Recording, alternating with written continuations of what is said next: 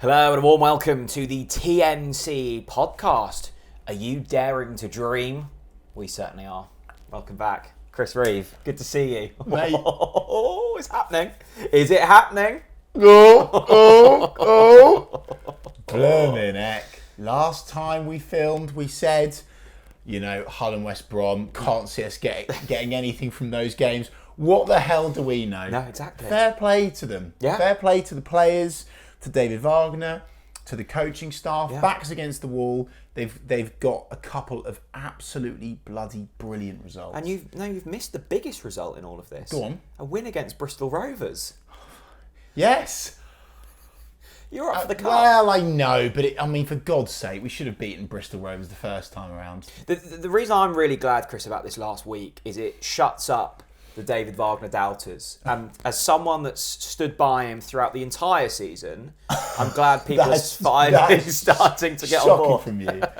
But what I would say, let's get positive, Yeah, okay? absolutely. 3 wins in a row. Unbeaten in 7 home matches. Unbeaten this year. Still unbeaten in 2024. First time in 16 months we've beaten a team that have started the day inside the top 6. Really? Thanks to Connor Southwell for that one. Johnny Rowe has got his 13th goal of the season. And Jack, the weird thing for me, and we mentioned this downstairs when we had a coffee prior to filming this, we still only had 40% possession for the West Brom game. But it just felt so much more positive, hopeful. We looked dangerous. Isn't that weird though? Because the possession was still pretty low, but yet it looked fairly comfortable for Norwich. Really strange. As you say, standing there in the 90 minutes, and it's a reason to, we often say facts don't care about feelings, but actually sometimes feelings count for more. I thought we looked dominant for the large part, and then I looked at the stats. I think they had 60% possession. They had more shots on goal. The expected goals was roughly the same. And I think it all came in that sort of 10-minute flurry. They were wasteful in front of goal, and on another day it could have been a different outcome. But I just thought, in terms of an all-round performance, that was the best I've seen this season. Yeah. And the difference was, it wasn't against the Sheffield Wednesday or a Huddersfield or a QPR. With you. It's come against a side that under a month ago that are actually dismantled decent. us at the Hawthorns. Yeah, no, I agree. Picked us apart. I'm so pleased you brought this up, Jack. And I have always said this season that it's all very well and good beating these teams that are absolutely pathetic. Well, they are, aren't they? There's so many monumentally You were average... doing so well. No, there are so many monumentally average teams in this league, right? West Brom ain't one of them. They're a really decent side. They've looked fantastic. They looked... I still think they will get into the playoffs. Do you want a quick West Brom stat, though? Go on, then. They haven't won in the last 3 away games. I don't think they've scored. Oh, So maybe we've just beaten some more rubbish. Maybe we hit them at the right time. What I would say though, Jack, bringing on stats again, with 6 shots on target, and that's 3 more than what we had more than 3. That's more than we've had in the last 3 games. Really? So the last 3 games we've had 4. I think one of them was only 2. One of them was 3. Okay. And now we've had 6. So for me, it feels like we're going in the right direction. Of course, a couple of huge games coming up, which we'll get onto later on. Well, I thought the lovely thing, you've obviously got the goals, but I thought we looked balanced. It wasn't sticking 11 men behind the ball. It wasn't going all-out attack. It was a beautiful balance. And I must say, I looked at the team sheet and I saw a couple of tweaks with the defence, and I went, oh, that's brave from Wagner. Fair play to him. Spot on. Yeah. I thought they were absolutely brilliant. Where should we start? Well, let's start with the fun stuff. Let's start with the goals, and then I'm sure we definitely need to talk at length about the defence. But let's start with the goals. The first one... Super Sarge. Oh, my... Well, no. Before we get to bloody Super Sarge, let's give the credit to the man that deserves it more than Sarge for me. The Mayor was absolutely on one. Yeah. Kenny McLean... Captain's performance, interceptions, tackles, headers, aggression, leadership, commanding the midfield. Nothing got past him. And he picked up the ball, he made that ground, and the way he just took that slight touch inside and then threaded it through the eye of a needle through to Super Sarge to smash home in front of the library. The Regency security stand. Was just absolutely brilliant. And, obviously great to see Sargent scoring again. I think we need to raise the question: is Sargent the best striker in the league? Oh, we're having that debate. Is Sargent the best striker in the league? Obviously... Because, Jack, if he hadn't got injured this season, I don't think it's a debate. I don't think it's a debate. And I know it's, if my auntie had balls, she'd be my uncle situation. But honestly, if Sargent hadn't got injured this season, he would be lauded by everyone, every team in the league, as the best striker in the league. Let's have a look at the top scorer. Go on then. Table in this division, and let's see if you think he's better than those currently above him. Well, yeah, go on then. Well, let me find it. The only team which annoyingly we're playing next. The only player I'm thinking is maybe Somerville. Is he a striker for Leeds? He scored a lot of goals. So top scorer in the division. Go on. Sammy Schmodix at Blackburn. Who? How many has he scored? Scored against Shut us. up. Scored a couple. 16 goals. Yeah. Next is Morgan Whittaker at Plymouth. Yeah, no, he's been very good, to be fair. Adam Armstrong of Southampton. Yeah, he's good. Jack Clark at Sunderland. Decent. Somerville at Leeds. Yeah, but we're talking about strikers, right? We're getting into midfielders. And then there. fifth is Rowe. Let's have a go. Wow. So would you say Sargent is better than Sammy Schmodix? Well, I don't even know who Sammy Schmodix is. Look, for me... Sammy Schmodix. That sounds like a car product. For me, Sargent is the best striker in the league. Look, let us know in the comments section.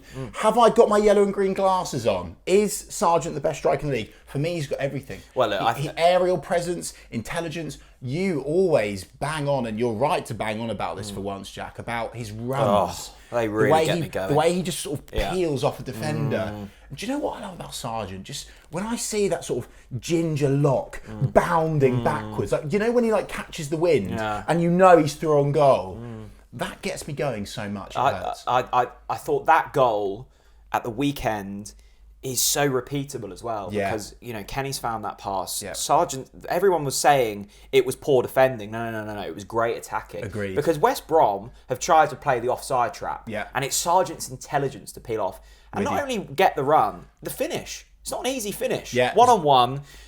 Pookie made a career at Norwich City from that type of goal. Yeah. Josh Sargent is doing the exact same. Yeah. Thought it was absolutely excellent. Deserves praise. And the second goal we should speak about as well. I think for both goals, but particularly the second goal, in my opinion, the play because there was fantastic. There was that moment of time in that first half, and we didn't score a second in the first half. There was 10 minutes. I know what you're going to say. Where we looked bloody brilliant. Mate, we looked like vintage 1970s, 80s Brazil. I'd say for 6 to 8, I think 10's a bit too much. For 6 to 8 minutes, I took my glasses off behind you and I rubbed my eyes and I just couldn't believe what I was seeing. Yeah. Just the play was brilliant. The Emperor of Norfolk literally turned into Roberto Carlos. Some of the interchanges between Sainz and Sarah genuinely turned me on. I was absolutely in awe, and it was beautiful to watch. And don't get me wrong, there is a part of me where it's almost annoyed me because I'm like, where has this been? And we've criticised the players at times this season, and rightly so. But one of the things that I believe that we've always said is that, well, I've stood by, these players are more than capable of being in the playoffs and, competing in those positions. And they showed that against West Brom. That play. Yeah, it was great. For 6 to 8 minutes was bloody gorgeous. Yeah, it was. And I hope that gives David Wagner and his coaching staff the confidence to, be a bit braver with this team but when I say braver, be logical with this team and look at what we've got at our disposal and play that way. What I would say for balance is, of course, Sargent being back makes a huge difference, in terms of stretching that opposition to allow yourself to play that more attacking football. But look, we need to give them praise. And I think away from that, Jack, away from the goals, I don't know if you're going to let me do this now. Well, let's talk about the second goal. Okay, go on then. Well, it was bloody lovely. Well, it was gorgeous. It was Sarah, it was into Yanulis, and I'm thinking Yanulis is in a place where he probably could have shot, and he's pulled it across. And look, sometimes you're scared of there's probably blokes out there that you're slightly scared of that your missus might run off with. Johnny Rowe's one of those that you should be scared of. The guy's got everything, right? He is the man that you need to be concerned about. Mate, right place, right time, yet again. He is astonishing. Do you know? And you know what? I've admitted defeat now. I've admitted defeat. I'm going to be a grand lighter. It's just going to happen. Come on! Because he's inevitable. Get it in the big C. He is Kitty. inevitable. Oh, I love it. But yeah, he is inevitable. I think Norwich City actually posted that he is inevitable. And there's another side of Johnny Rowe's game that I'm loving now. Okay, we've complimented him on every single level, but one of the new areas I think we can compliment him on is that even if he has a quote unquote, quieter game, he finds his way into those positions. Maturity beyond his years. I think it was Hux posted it. Johnny Rowe having a bit of a quieter game, but it takes real football intelligence to find yourself in the right place at the right time, making that right run. Absolutely bloody brilliant. But I think for me, again, I'm not going to compliment Johnny Rowe on the finish, actually, which will surprise people. Just like I won't compliment Sargent too much on his goal, because it was Kenny McLean that made that goal. The man that made that goal for Johnny Rowe was the Emperor of Norfolk, Dimi Yanulis. A sumptuous ball on a silver platter for Johnny Rowe to smash it home. And by the way, let's talk about that cello from Johnny Rowe. Yeah. Gave it a bit of this. Yeah. What does that mean? What do you think it means? Well, I think it means he's staying. Oh, do you? Do you? I think it means he's staying. Certainly for January, anyway. I read more of a, I'm the man. Oh, but no. I'm the man is he'd point at himself or his name. Yeah. That means I'm here. The thing I love about Johnny Rowe, we've been really lucky because quite a lot of his goals this season have been down the Barclay end. Yeah. He peels away, he takes it in. By the way, go on. I need a bit of, if we're going to get some criticism in here, I'm going to need to have a word with one of the Norwich players. Oh, I know what you're going to say. Ashley Barnes, you do that in the street, you get nicked for GBH. Ashley Barnes, I know you don't want Johnny to leave, but let's not break him. Did you see that? Maybe it was tactical. Maybe Ashley Barnes has been told, look, do you mind just giving Johnny a little bit of a knock? It was, I've seen some, you watch those programmes of like road collision accidents. Yeah. It was like Johnny Rowe had been hit by an Eddie Stobart HGV. It's dismantled him. But again, compliments to for Mr. Cunningham behind the scenes. Johnny had posted that on his X account. That it was the gym sessions that meant he could stand up, because, as you say, Barnsley comes and just batters him, and Johnny somehow manages to stay Well, I'm upright. celebrating. I've seen that, and I've stopped for a moment because I think he's broken his back. I've just thought Barnes has killed our main man. But anyway, the celebration. Love Barnsley, of course. Yeah, brilliant stuff. he's peeled away. All the squad get round. Yeah. Brilliant. And then they all go. And Johnny comes back to take it in for another moment. I love it when he does this. And he just looks. Yeah, I know. And I know. I just look at him and I go, God, I'm jealous of you. Yeah. God, I want to be you. But do you know what as well? Good. Because one of the things I love about him, which I've said time after time, is how much he genuinely loves the supporters and values it and understands the power of those moments, not just going away with the group of players, turning back and giving the people that really matter what they want, which is a look in the eyeballs, and he just went like that, didn't he? Just got the fans up. Yeah. It was just bloody brilliant. Johnny Rowe had another go. Absolutely. No surprises there. He is one of those blokes, if you get home of an evening, you've had a lovely evening out, and you get home and you find him in bed with your missus. Yeah, what? Are you all right? You tuck him in and you give him the Horlicks and you say, Johnny, sleep well, mate. I'm going in the spare room. Well, Johnny, the invite's there. Do you know though, Jack? Away from Sargent Rowe, Kenny, those attacking players. And I'm so pleased to be able to finally praise them at full pelt. That Norwich City defence, looked good.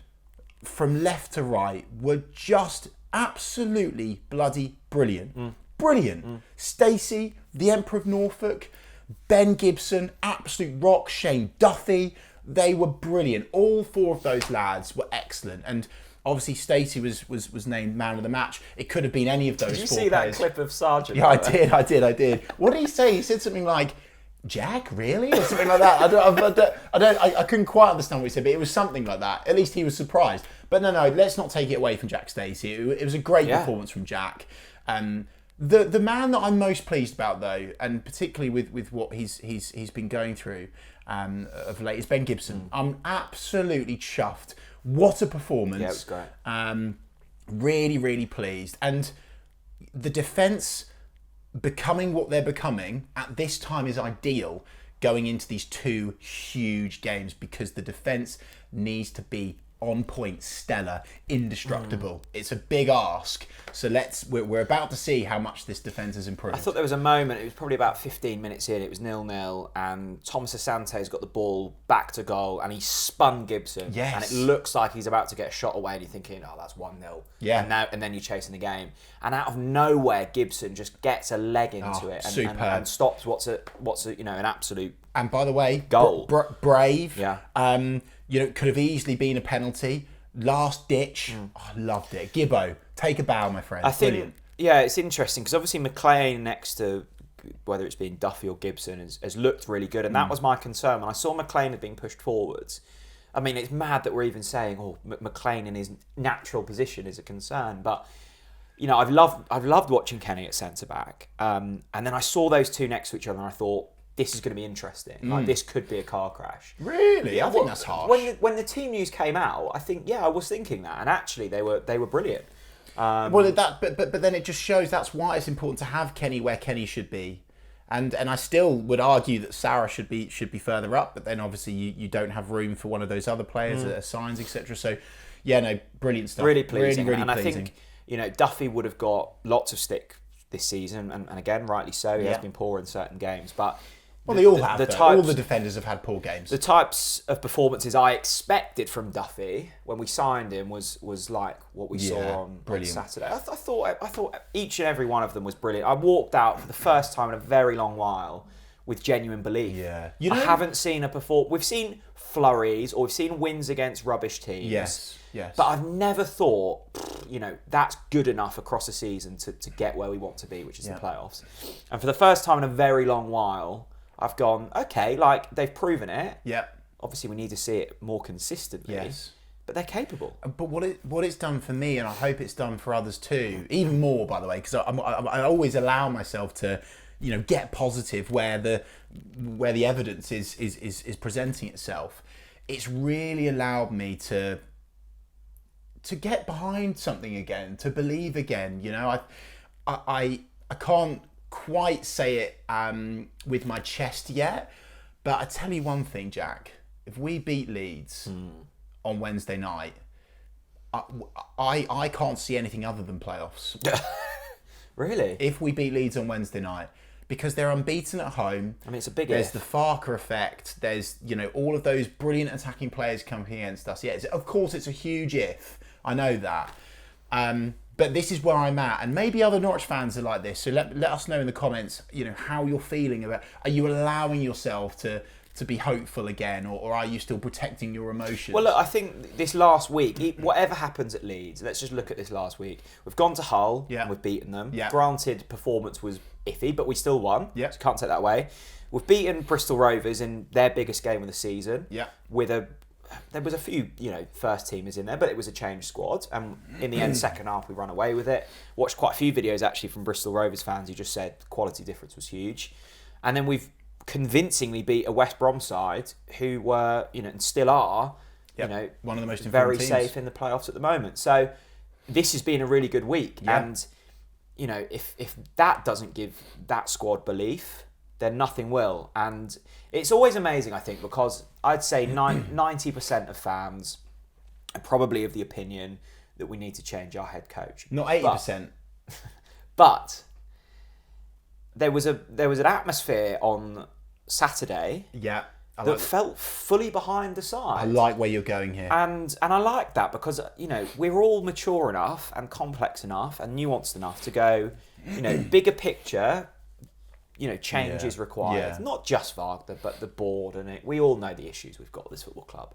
But for those 90 minutes, everyone was behind that team. And Yes. that felt big. And what I would say on top of that, Jack, is the reason why the fans were behind the team more so than most other games this season at Carrow Road was because of the style of football that we played. Yes. They gave us something to get up off of our seats for. It was brilliant. And, there was loads of chants and, not just, the standard Ipswich bashing ones, but there was a brilliant moment.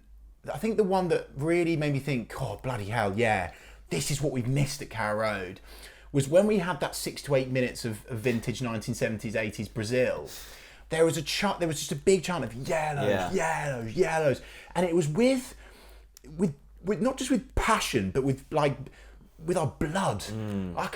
I looked around me and I saw the veins popping on 45, 50-year-old blokes' necks. And I thought, yeah, good. But it comes from the team. It's a two-way thing. The players need to give us something to back and support more, and they will get it. And lo and behold, you can feel this energy in the stadium. And I genuinely think that energy in the stadium was another reason why the defence stood strong, why we continued to have a go. And by the way, as well, I'll say something else, which I've not seen anyone else say online, and there's probably a reason, of course, is David Wagner brings on an El Hernandez, and it could easily be 3-0. It was another brilliant cross from an El Hernandez.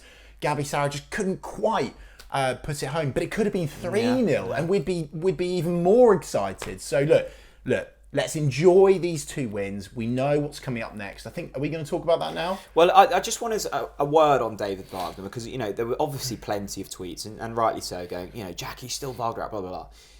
The argument from those who think that we've been too critical of David Wagner, and people are very much entitled to that opinion, would be there at no real point this season, barring the start and the last couple of games, have we had a full strength side. Mainly because of injuries. That's fair, yeah. So those people of that opinion are saying, well, it's no coincidence that he's got Sargent back, he's got whoever else back, and we're playing well again. Do you buy into that? I think it's a valid excuse, but that's the key word. It is an excuse. And I believe that the players that were, second up behind that should have absolutely done better. Sargent's the key man, right? Yeah. We know that, but I still believe without Sargent, some of the defensive displays were woeful, and does not excuse the fact that just because we were missing Sargent, we were getting battered and embarrassed, and it was stodgy and it was turgid and it was boring. It doesn't excuse what we've seen. But I do think it's a valid keyword coming up, excuse. I do, and that is on his side. What I would say about, and I've obviously seen those posts as well, and some people love to say that because they want this narrative that we're anti this or anti that. I'm allowing myself to get positive again. I still believe the long-term answer isn't David and the current coaching setup. That's my honest opinion. I don't think I'm going to change that unless, of course, we win the playoffs. Because I think this league is average, and I think that the team that he's got at his disposal should be putting in the performances and getting the results that we got against West Brom. Yeah. But what I would say is, I loved the atmosphere against West Brom. It was we're the green and yellow army. We are Norwich Yellow Army, and they were backing what we've got and where we're at. And regardless of whatever you think of David Wagner, my call to arms is back the players. Yeah, get behind the boys. Because it's obviously a case now of, it looks like we unless we have a horrific run of form, which fingers crossed we don't. David's going to stay for the season. Well, probably. I think that's the key thing, and so you may as well support it. That's the key thing, I think, and for your own sanity more than anything. I think we have to come to terms now with January transfer window is going to be quiet. David Wagner's here for the rest of the season, whether you like it or you don't. The likelihood is that's what happens. Yeah. So our only option now is you can still hold the opinion of, like you said, the long-term plan is away from David. To be honest, I think Wagner knows that, and I think Napa knows that. I think they understand that. But for this season, my mindset has almost changed now to, one, I know this squad is capable, and I think we knew that at the start of the season. 2, Wagner's clearly capable of getting a tune out of them. Yes. Not consistently, but let's hope that comes. Yes. And 3, we've just got the only option we have now is you either keep banging on a door that's not opening. Yes. Or you get behind the team. Yeah, I do agree with that, Jack. And by the way, it's totally okay to change your opinion, despite what the internet tells you. I'm not changing my opinion. I'm changing my mindset. No, and by the way, and that's okay as well. Yeah. Despite what the internet tells you, you don't have to be in one camp or the other. This isn't a black and white thing. You're allowed to change your mind on David. You're allowed to change your mind on the players based upon the evidence that we are seeing. I still believe that if we'd made a change to the head coach sooner this season, we'd be well in the playoffs by now. I still believe that. But I'm allowing myself to get behind what we're seeing in the last 2 games, and hopefully, fingers crossed, they can bloody do it. Should we talk about Leeds and Liverpool? Yeah, big week ahead. I mean, it feels like just a relentless core next game's big. Core next game's big. They are really big coming up. Wednesday night, trip to Ellen Road against our former head coach. Should have beaten Leeds at home earlier on this season. And then Sunday, a trip to Anfield. Ellen Road and Anfield in the same week is big. Leeds feels a hell of a lot bigger than Liverpool for me. Liverpool is very much in my head a free hit. Leeds is tasty because, you know, West Brom, I said, I put out on my video, I might have even tweeted it, I would snap your hand off for 4 points from those 2 games because that is enough to give you hope. That is enough to allow you to go, okay, we can mix it against the big boys. And West Brom and Leeds are in the top 6. We've beaten West Brom and we've done so with relative ease. Yeah. Leeds is another test because, as you say, unbeaten at home. They've still got Premier League quality. They've got some big money players in there. It's huge. They've got a good head coach at this level in Farker. Obviously won it twice with us. Ellen Road's always going to be a difficult place to go. And it's even more difficult this season because, as we've said, Jack, they've not lost at home this season. So even if you go there and get a battling point, I'd be delighted. Yeah, I want to make that clear straight away, and I don't know how other Norwich fans feel about this. I'd bite your hand off for a point away at Ellen Road for sure. It's momentum. Of course. It's building it. You know, Hull was great. You back it up with a win against Bristol Rovers, who had a massive following there, considering it was a freezing cold night in Bristol.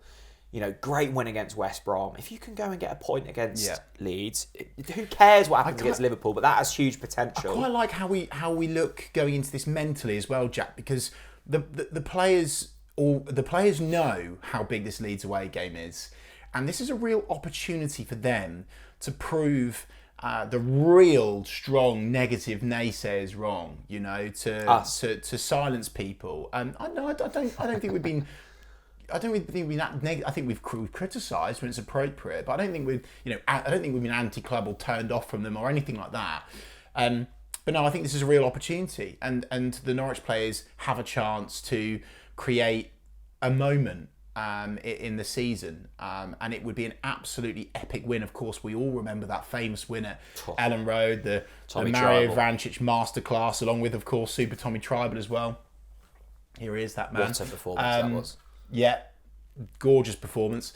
But yeah, no, it's a huge opportunity. But look, Leeds have got some ridiculously good attacking players, and the fact that at Carrow Road it almost seemed like they were taking it quite easy, and then it was in the second half, wasn't it, that they then turned on the afterburners, and it was game over really when they brought on those brilliant players. So look, tough game, Jack. Yeah, as you say, tough game. I love the word moments there because I think seasons are carried based on moments. You look back at our promotion campaigns, you know, Vrancic's free kick, Hernandez's late goal against Forest. They are the things that carry you through seasons. Like you need good performances, you need those fundamentals, but you know, moments like Johnny Rowe celebrating in front of the Barclay against West Brom. If we can get something against Leeds, it would be huge. Liverpool's an interesting one because I must admit, mentally, before the replay against Bristol Rovers, I've already gone to myself, I hope we play a second team against Bristol Rovers, probably lose, don't have to worry about it. And then we've gone fairly strong. Wagner obviously wants to play his best mate. Of course. And I've gone, oof. Just imagine. But remember remember what we said in the last podcast, Jack. There's a real fairy tale here. Yeah. There's a real story. Magic of the Cup. I don't think it's... look, correct me if I'm wrong. I don't think there's a single game where I can go, you know, like in each manager's tenure, there's like a game. Yes. I can't remember a game under Dean Smith either, to be fair. But Southampton at home, first game. Yeah, normally there's a game where you go, cool, yeah, do you remember that game under that manager? Not quite had that yet. This could be, could. I don't believe it. It could be the game under David Wagner. Could you imagine the scenes? It would be a fairy tale. Do you think you go all out? Like, do you play your first team? Because the risk is you do that, you still get beat, and then you get an injury to Sargent, then it derails the whole season. I kind of think that's a whole lot of bollocks, really, Jack. I think that, you know, this is a game. This is an opportunity to create something epic, iconic. Yeah, all right. It probably isn't going to pan out how we hope and dream, but there's a slither of hope. For me, I'm hashtag park the wagon. There you go. There's the hashtag for this episode. Share it on social. Hashtag park the wagon. Wagner's wagon. Yeah. Hashtag park the wagon. I'm parking the wagon, and I'm putting out there 3 goalkeepers. I'm putting AG obviously there in the middle. I'll have George Long over to the left-hand side. I'm calling back Vicente Reyes from his Chile international duty. I'm having him over the right side. Putting all the defenders on. The only attacking player I might start is Johnny Rowe. Right. But the rest of them will just be all defenders, really, and just hope and pray that they just keep hitting the defenders. That's wagon firmly parked. Yeah. Let me know. What's your Liverpool lineup? How do you approach? Well, Liverpool? I find it funny because obviously Salah's at AFCON. They've got Endo at the Asian Cup. You know, to lose Salah is huge. And I watched their game against Bournemouth. Start with Diaz, Nunez, and Jota, I think it was.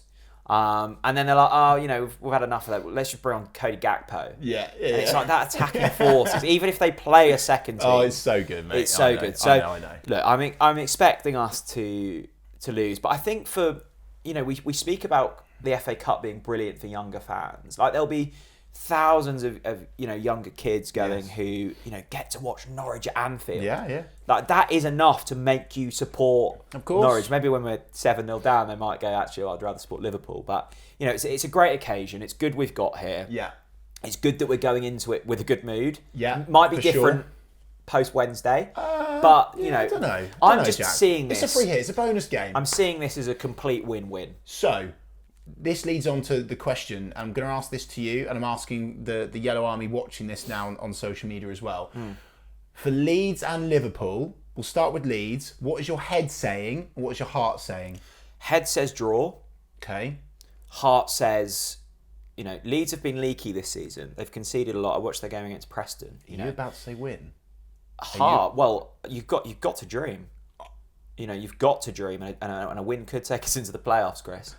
And then you could beat Liverpool. Right, so your head says saying draw, 1-1. But your heart is saying... Heart says 2-1.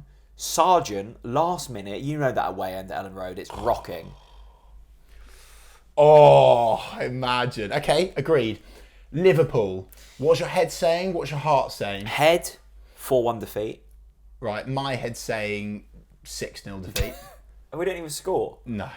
Heart says... No, don't do this to me. Look, Liverpool have got a lot on this season. They're in a title race. They're going well in Europe. They're well and truly in a title race. Semi-finals of a League Cup. They don't need this competition. They don't need the FA Cup, so they might stick out a few. They've won it plenty of times. Just don't bother this season. We hold it tight until 60 minutes. Yeah. Hit them on the break. Johnny Rowe, inevitable. 1-0. Could you imagine? Onslaught after onslaught of Liverpool attack. Yeah. Hold out. Last minute, Christian Fasnacht. The Cephas. The Cephas. The Cephas pops up like Hull, 2-0. Really? No way. And Wagner, in his post-match interview, calls out the Norwich fans. Yeah. Why always me? Reveals a t-shirt, why always me? Look, but got to dream. You've got to dream. I'll tell you what I would love to see, if the very, very unlikely happens, David Wagner to run on the pitch and celebrate with the players, and then knee slide in front of his best mate Jurgen Klopp, pounding his chest, going, I'm the big man. Mourinho style. Yeah, that'd be class, wouldn't it? Look, it's not going to happen, but what is the point in football if you don't dare to dream? You've got to. Yeah, and I'm messing with You've got so excited. Sort my mic out. Sort my mic out. Yeah, you've got to dare to dream, haven't you? Should we do some questions? Yeah, Jack? great. Yeah, let's do it. Ollie Butcher. Oh, that's a solid name. Question: as key influencers of supporters, particularly younger fans, when are you going to start piecing together some decent viewpoints, preferably ones based on facts and data? Ollie, we've read out the facts. Unbeaten at home, or unbeaten in 2024, unbeaten at home in 7 games. Yeah. That's facts. That's data. Stick that in your pipe and smoke it, Ollie. I think it sounds like Ollie doesn't watch Talk Norwich City because I always try to find a statistic and then we discuss that statistic. So unfortunately, Ollie, your narrative is not correct. If you want, reasoned analysis from journalists, go to the BBC. Yeah, we are a fan channel. Go to the channel. Athletic. Actually, not the Athletic anymore. We are a fan channel, okay? And we are here to get carried away, to have fun, to get angry, to be inexcusably whatever we feel, okay? We're not here for, cutting edge hipster XG bollocks, okay? We're just not. We're here to have a laugh, to have fun. This is what football fandom's all about. Absolutely. What about this from Callum's statement? Record number of clean sheet Nando's coming in 2024. Yeah, that's getting pricey. You talk about me giving $1,000 away, your bill must be racking up to those I'll tell you what, Angus is... I think Angus is... looking quite good on the old we've Nando's got to be a front. bit careful because we need to change it to something a bit different. Otherwise, Angus is going to be literally filling the goal. David Spud Thornhill, we have great history of bringing through youth players from our academy, with Johnny Rowe being the latest. But are you concerned with the lack of youth coming through and some likely to be released in the summer, i.e. Ken Aboa? Shout out to @Youth Norwich. You do a wonderful job on. Yes, so good first account, of all, really good account. Go and follow @Youth Norwich on X. Really enjoying their content. If you're into the youth teams, some brilliant stuff. I think probably the best account on X regarding the coverage of the youth team. Absolutely. Some of the stuff there is brilliant. It's an interesting point though, Jack, isn't it? Right, we've seen Johnny Rowe given a go and look at what he's done. Right, the Rowe show. Unfortunately, a lot of and one of the new things that David Wagner has been criticised with is the lack of youth being brought through, particularly in those cup competitions when he had chances to do so. Agree? Disagree? It's tough, isn't it? Because I said it's disappointing that we've not even put some youngsters on the bench for that Bristol Rovers game. And the argument back, and I completely get it, is we need to win games, and hopefully you win games by playing more experienced, more talented players, quote unquote. But you're right. If you look, Johnny Rowe came through under Dean Smith. Mm-hmm. I can't think really of anyone under Wagner. A little bit with it was kind of Liam, with Warner. Well, Liam Gibbs kind of. Was that Dean Smith? That was well? Dean Smith. So interesting. There's not really been a player brought through by Wagner. The flip side is does Ken Aboa? Is it Aboa? Big Ken. Does Big Ken start above Josh Sargent? No. So it's really difficult. But and as Johnny Rowe has said on his Instagram post, he should go in the first team. Yeah. I've just clocked something, Jack, and if you're watching the podcast, you'll appreciate this, I'm sure. On our set at the moment, the light is shining through my studio window, and the light is perfectly shining like a god on Dennis Rabeni's head. So maybe that's a sign, Jack, because of course Dennis Rabeni was the icon. Yeah. Perhaps we're about to see the birth of a new icon, and that's why the light is shining through on Dennis Rabeni. Look, I think where we need to be a touch careful with this is next season. You've got a lot of players out of contract this summer. We're not going to have the money to spend unless we go up on new talent. So the likes of Aboa, Pedro Lima, Vicente Reyes, you might need those. And if we're not playing them, and I think Aboa might be Big Ken might be going out on loan this January, which is good. Mm-hmm. It's a really difficult one. It is a really difficult one. I do agree that we should be giving more opportunities to the youth, given where we're at and how we've been playing and where this season inevitably is. The fact that we've had such a quiet transfer window tells you a tale, really, on many levels. Jack, I do want to move on now because we've got loads to get through. One from Oliver Woods. One of two statements here. Wagner has a clear attacking philosophy, which we have seen last season and the start of this season. Unfortunately, in my opinion, the players have let him down, which means he's had to turn to this more robust defensive style of play to stop conceding goals. Your reaction to that first? I mean, when we look good, we look really good. I think the concern for me, I think that's literally been the opposite. My concern is I don't think we have had a clear philosophy. And I would love to hear from Wagner, like, he obviously wants to play this free-flowing style, but he hasn't for such large parts of his reign. But Oliver's point, I think he's trying to get is, has he had to just chuck it because of the injury to Sargent? Like, is he that important? I don't think so. I think, look, players have to take part responsibility. Of course they do. And I'm sure that they would partially agree with that. I do think some of the tactics and lineups and in-game management still do not excuse what we've been served up. He's backed it up with a 2 of 2 statement here. I'm not disagreeing. Sometimes, here you go, the squad selection and in-game subs are not always effective, but I believe the players have a massive part to play. This is the reason that the board have stuck with Wagner and his philosophy is what all Norwich fans want to see. Interesting. I mean, look, there's balance. There's clearly people out there that think that David Wagner is the man. Well, yeah, I think we've always got to be slightly careful with recency bias to an extent. Like, yeah, I agree with that. If you obviously you're going to be more favourable towards Wagner having just watched the game at the weekend. I completely agree with what you said earlier, Chris. I think this side would be in the playoffs now if we had a competent, a more competent manager for what we've seen this season. 4th highest spenders in the division. Yes, we should be higher than we are. And that's the biggest frustration of Saturday is like, where's that been? I know, Sargent's been out, but like, as you say, we've got Ida who scored goals. It shouldn't be that much of an excuse. It is really baffling. It is really confusing. Let's have a laugh, shall we? Jeffman98, before you read out a question, Jack, he says, I'm confused, lads. There's a concept in football that is lost on me. I think it's called losing. If you have any idea what this alien concept is, please let me know. Look, Jeffman98 there. You've got to enjoy these moments, haven't you? Like, I know that naturally we've become so sceptical this season because of the stodge that we've had to endure. But I think Jeff Mann's right there to inject a bit of, you know what? Let's enjoy this winning feeling. You've got to. And there's so many clubs in this division that have their own problems. I'm sure even Leicester fans, are finding something to moan about. Even Ipswich fans who are on this incredible run, they will be disappointed that they're not more set in stone in the top 2. So there's always going to be issues. I don't think anyone that I've really seen this season has gone too far with the criticism. I think, we are in a period of transition, and that's really unsettling. But yeah, absolutely enjoy the last few weeks. It's been brilliant. Bear Swift. Bear Swift. Primary teacher, Kung Fu brown belt, cross stitch black belt, cancer survivor, and dad to the best boys. That is class. What's this I guy love that not from you. done? That's brilliant. Love that.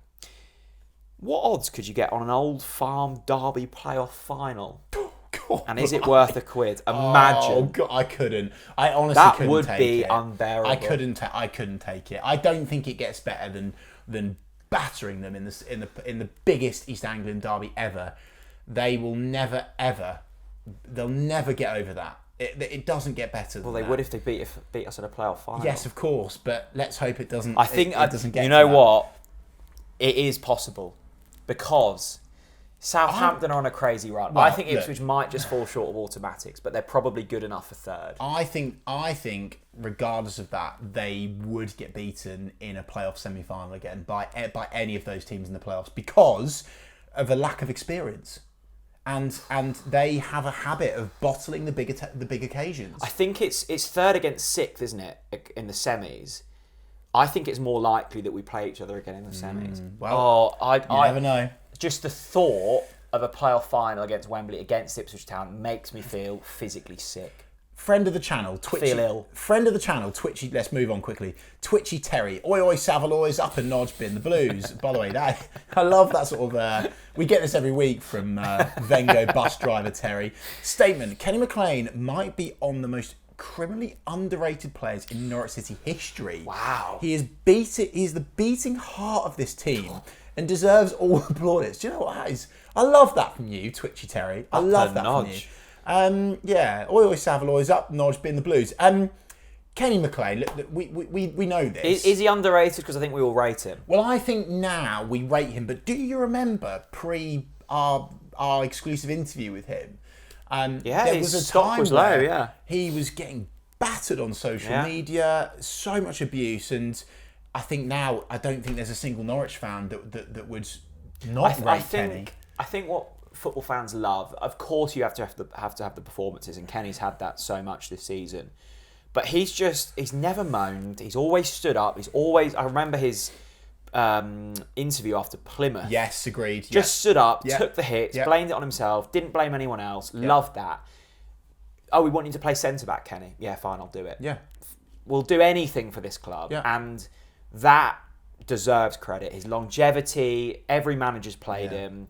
Similar to Russ in a way. Yeah. And like Russ never had that kind of season where he was, at the end, he never had that season where he was just exceptional.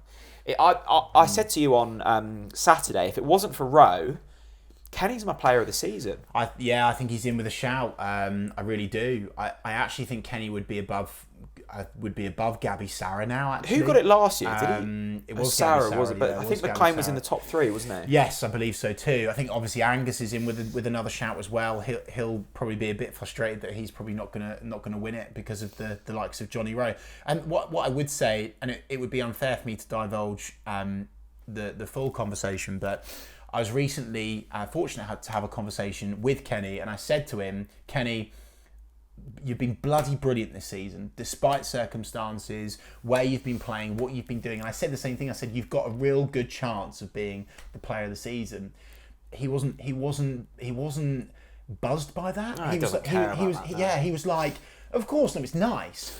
But I very much got this vibe from him of, no, it's about the team. Sure. It's not about me, it's about the team. And he was really like, it was all about the team. And so, Kenny, what a guy, what a leader, what a captain. I love him to bits. Yeah, and I love those types of players that you can tell are genuinely happy for other people's success. Yes. And like you can tell when Rowe's done well or Sarah, like he just buzzes off people doing well, and that's really lovely. He's just a great bloke, really good bloke. Got one? Bridget James. The Bridget. The Bridget. The Bridget.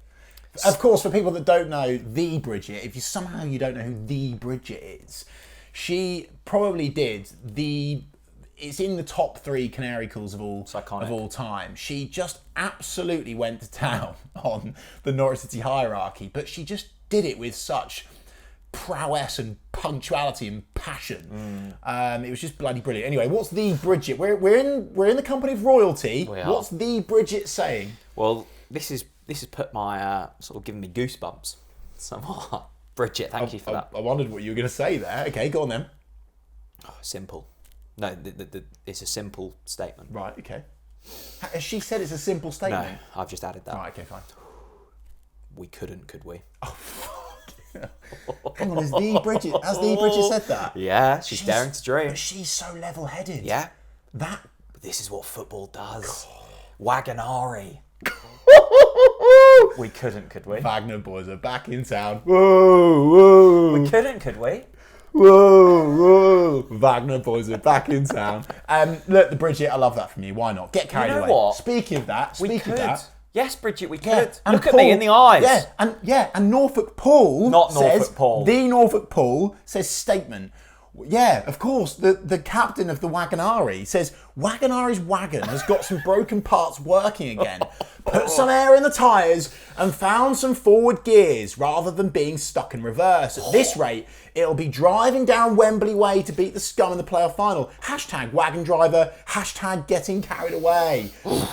I mean, that's got me going. Yeah, it's got me going as well. Thank you, Norfolk Paul. Shout out to the garage I take my car to. Shout out to the brilliant Newbridge garage in Yarmouth. What the hell? But the owner of it, massive Norwich fan, season ticket holder. Whenever I go in, just head to toe covered in oil. Class. Just loves cars. Yeah. And he's the type of bloke that you give him any problem, and he never gives you excuses. It just solves it. Gives you solutions. Right, so go on. I'll take my car. Oh, mate, like, the brakes are gone or something. And you know what I'm like with cars. I work on a keyboard. I don't know what cars do. Yes. And he just fixes it. Norfolk Paul fixes things. The Wagonari wagon, believe. Wagonari's back in town. God, Jesus Christ. Oh, I'll tell you what got me really... Can I just say this is really dangerous because we're about to play Leeds and Liverpool and we shouldn't be doing this. We haven't mentioned the best thing that happened on Saturday. Go on. We met Leighton Buzzard Phil. Yes, we met Leighton Buzzard Phil. For those of you that have watched It was brilliant. Yeah, and his son. Lovely bloke, top man. Son was superb as well. Oh. They shook our hands. It was a solid handshake as well. I looked at Phil in the eyes and I thought, you're the man, Phil. Yeah, he really is. All the way from Leighton Buzzard. Yeah, it was superb. God, that got me going. Well, there's some Jack Callow, and I think he's got a point here. Great A rant. A rant? Yeah, a rant, even though we've just beat West Brom 2-0. He says, get that absolutely terrible walkout music changed. Yeah. Well, look, I've seen a few people post about this now, Jack. The walkout music, there's a big movement happening. Get Samba back, Samba de Janeiro when we score. Yeah. Look, I am in that camp. Well, don't we know the DJ Yeah, chap? we do. Yep, Steve Trivett. Just come on, Steve. Trivy, sort it out. Trivy, sort it out. Hashtag Stevie Samba. Yeah, Stevie Samba. Come on. But by the way, Go on. we talk about Phil.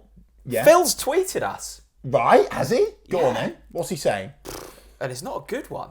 Oh, God, really? Yeah, Phil's obviously had a bad trip back to Leighton Buzzard, or he's hated meeting us. One of the two. What's he said then?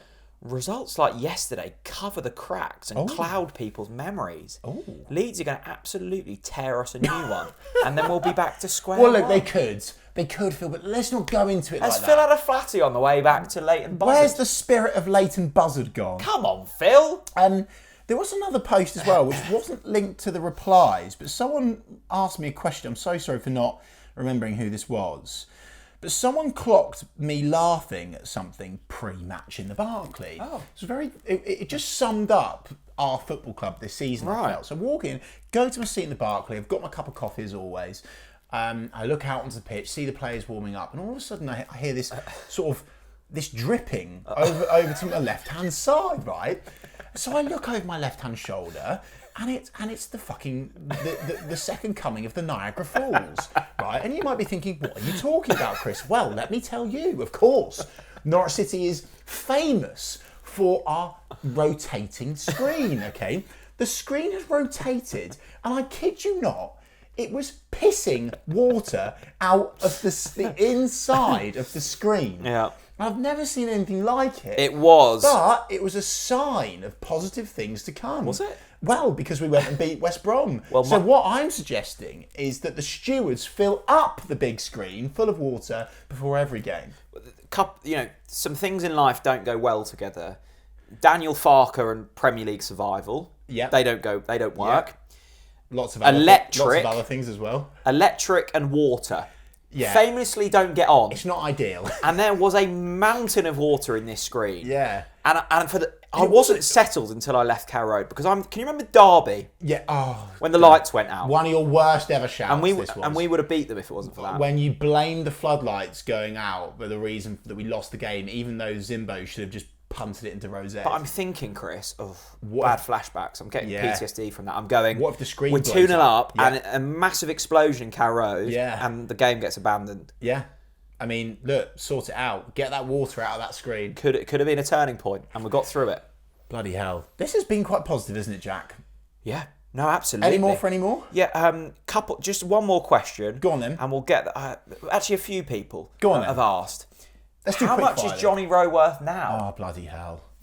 Because it was interesting. I know Hux watches every week because he's retired and all he does is run, eat healthy food and watch TNC. Yeah. Right? What was he saying? Didn't say anything because he knew that we were right Ah, yeah. about Johnny Rowe. He's one of those. He's one of those. Yeah. He only pipes up when he thinks we're wrong. Yeah. So Hux, my question to you, and I'll know if you Again. disagree because you'll get in touch.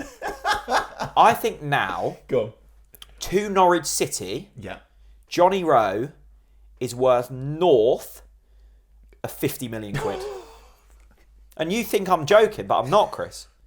No. Because how much is No, promotion worth? No. Oh, God, you've really tickled me there. Yeah. Emi Buendia, though, he's not I don't worth... care about Emi Buendia. But he's not worth more. don't care. He's not worth more than Buendia. Don't compare is he? it. Look, I'm Johnny's biggest fan. Believe me. I'm tempted to get a tattoo of Johnny Rowe on somewhere on my body. I love him that much. But Well, let's have a bet. no way. I've put my money on the I'm line. not doing a Tom Huckabee. Do you remember that famous? Yeah. Was it Pookie? Pookie to score more than 10 or something. And he got a tattoo on his arse or something. I don't think he ever did. No, of course he didn't. But anyway, I don't think he's worth as much as Emi Buendia. If Liverpool came in after Sunday and went, God, we love this lad, and Salah's injured, which he got injured at AFCON, we'll give you 50 million quid. No, honestly, I'm being serious. I would say, Jurgen, thank you very much. No deal. No deal. Thank you, banker. A deal or no deal? Yeah, no, I'd say, Stephen Mulhern, no thank you. I think I'd be all right with 35. No. No, it's better than in that. January. No. I don't think we're going to get that for him, Jack. I don't. Just because he's had his breakout season. We're not going to get it for him because no one can afford him. But what I would do, and I repeat for Mr. Napper, who I'm sure is watching, or someone will be watching and reporting back to him, I know that for a fact, is look, get the contract out, put it on the table, and let Johnny Rowe write whatever he wants. Yeah. Get a statue outside the bloody City stand, name a bloody burger after him. Do what have I don't know the Row end, rename the Regency to the Row stand. Yeah, do whatever you need to do. Yeah, I agree. Whatever you need to do. So we're beating Leeds. We've said this before, by the way. And we're beating Liverpool. At Tottenham they've got the cock on top of their stadium roof. The cockerel. Yeah. Is it the cock or the cock? Are we calling it the cock? We'll call it the cockerel, I think. Let's call it the cockerel, not the cock. The Tottenham cock. The Tottenham cockerel on top of their stadium roof. Yes. I am still backing the movement. I want Johnny Rowe with his famous 2 fingers up post cello on the top of the City stand. Oh, that would be good. And every Sunday, I think we should gather. They should let us all on the pitch and we should pray to it. And of course, I'm not joking. The clock on the City stand hasn't been illuminated properly for the last couple of seasons because times are tough. Yeah. So what we should do is get some light bulbs in Johnny's eyes and it illuminates the clock. That is what an idea that is, by the way. Yeah. There we go. Look. Right, Leeds and Liverpool. It's a given. We're going up. It's not looking likely, but enjoy and savour this feeling of positivity whilst it's upon us, because I'm sure the next podcast we will be down in the dumps again. And in the famous, I'll leave you on this. Go on. You know how Jeremy Clarkson always used to go in and that bombshell. See you later. Before you do that, I have one more thing to say. So sorry. For God's sake. Stay tuned to the TNC socials because we keep teasing it, but trust me, it's worth the wait. We are launching something epic. And when I say epic, I mean epic. Epic. In capitals, epic. Probably of all time for the channel. At the beginning of February, okay? And every Norwich City fan is going to love this for every reason. So make sure you're locked into Talk Norwich City. And don't forget, if you've watched up to this point, we want to see on social media, #Park the Wagon. And I'll leave you on this in the famous words of Bridget. We couldn't, could we?